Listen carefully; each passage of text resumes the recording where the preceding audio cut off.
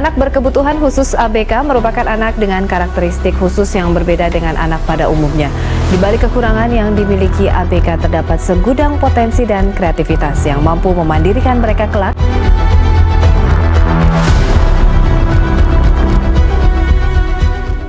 Halo teman-teman, aku Zafira. Kali ini kita akan membahas tentang peran bahasa Indonesia dalam mendukung pendidikan inklusif. Pernah gak sih kalian melihat teman sekelas kalian yang kesulitan dalam berbicara, menulis, atau bahkan kesulitan dalam memahami pelajaran?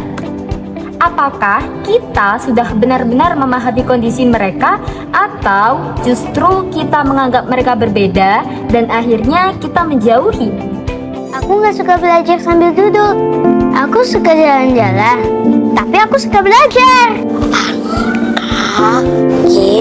Musik lebih asik menambah. Setiap anak berhak memperoleh pendidikan tanpa perbedaan, termasuk anak dengan disabilitas. Aku tutup kuping, bukan nggak mau dengar sama bu guru, karena aku nggak tahan dengar soal teman-teman yang ribut. Aku kurang suka pelajaran matematika, aku lebih suka membaca sama main basket. Bu guru, aku nggak bisa melihat, tapi aku tetap ingin belajar. Namun kenyataannya, tidak semua anak mendapatkan kesempatan yang sama. Masih banyak anak berkebutuhan khusus yang merasa kurang difahami dan dianggap tidak mampu dalam mengikuti pembelajaran. Padahal, arah pendidikan saat ini sudah bergerak menuju pendidikan inklusif.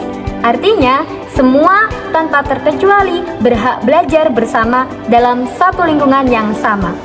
Nah, sekarang kita masuk ke hal yang lebih spesifik. Pembelajaran bahasa Indonesia itu penting bagi anak inklusi, karena bahasa Indonesia bukan hanya tentang membaca dan menulis, tetapi juga tentang bagaimana seseorang memahami, berbicara, dan menyampaikan pikirannya.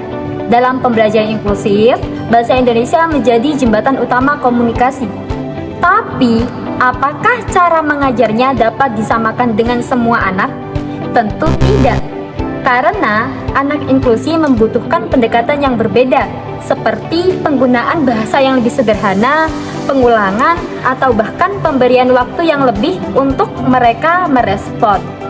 Sekarang coba kita pikirkan, bagaimana ketika anak inklusi memiliki kecakapan berbahasa yang baik? Mereka bisa menyampaikan kebutuhannya, mereka bisa berinteraksi dengan temannya, mereka bisa memahami instruksi dari gurunya. Dan yang paling penting, mereka bisa merasa dihargai dan percaya diri. Karena yang sering menjadi hambatan bukan dari anaknya, tetapi ada pada lingkungan yang belum sepenuhnya menerima mereka.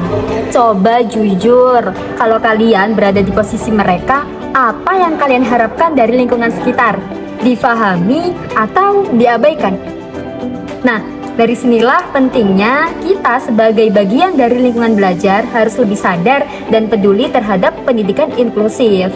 Jadi, arah pendidikan di Indonesia melalui pembelajaran berbasis inklusivitas bukan hanya tentang bagaimana kita menyatukan semua anak dalam satu kelas, tetapi bagaimana kita menerima, memahami, dan mendorong mereka, terutama melalui pembelajaran bahasa Indonesia sebagai dasar utama komunikasi.